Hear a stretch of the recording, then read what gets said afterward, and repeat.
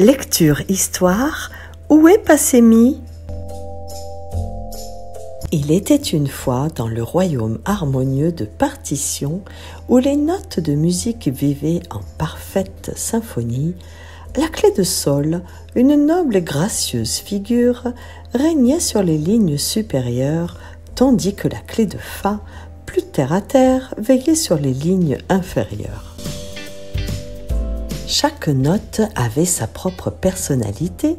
Do était un leader né, toujours prêt à commencer la mélodie, tandis que Ré était son fidèle suiveur, un peu écho de Do. Mi était joyeuse et énergique, sautillant d'une ligne à l'autre, alors que Fa, avec sa voix profonde, aimait se prélasser sur les lignes basses, rêvant de rythmes doux. Sol était le rayon de soleil de la partition, illuminant chaque mesure de sa présence chaleureuse. La, toujours un peu en retrait, préférait les mélodies mélancoliques. Et Si, l'aventurier, rêvait de s'envoler vers des octaves inexplorées.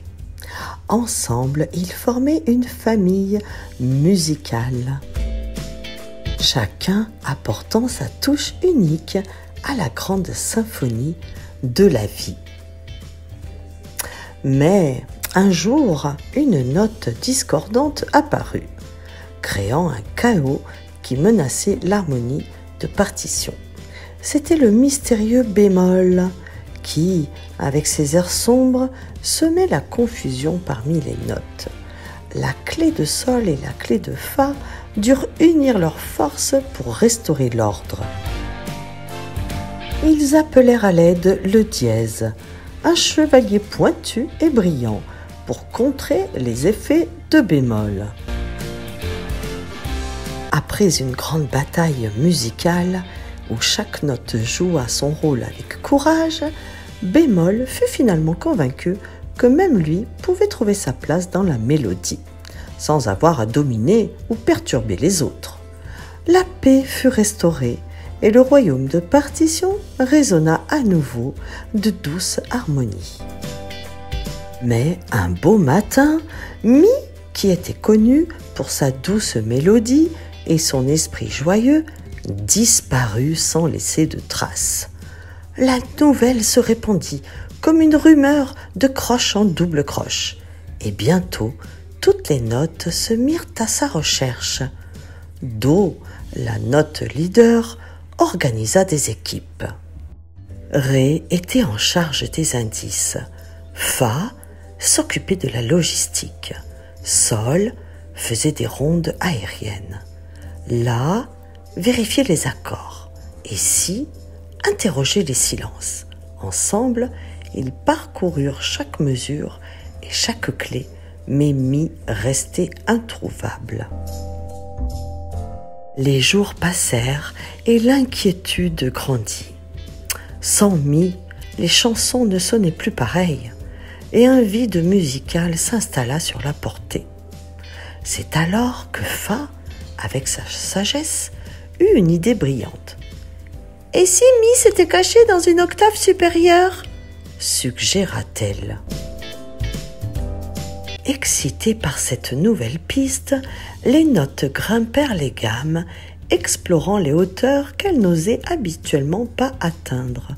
Et là, dans un recoin d'une portée lointaine, elles trouvèrent Mi, endormi dans un hamac de soupirs, bercé par le vent des trémolos.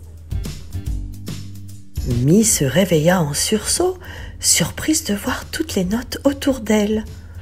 « Oh, je suis tellement désolée, je cherchais juste un peu de calme pour composer ma propre symphonie, » expliqua-t-elle. Les notes soulagées et amusées éclatèrent de rire.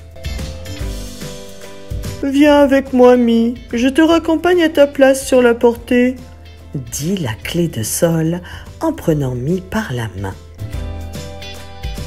Toutes les notes comprirent que même dans une partition, chacun avait besoin de son espace pour créer et rêver. Ainsi, Mi promit de ne plus jamais disparaître sans prévenir.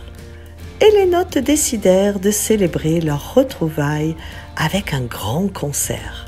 Ce fut une performance inoubliable, où chaque note joua non seulement pour la mélodie commune, mais aussi pour célébrer leur individualité.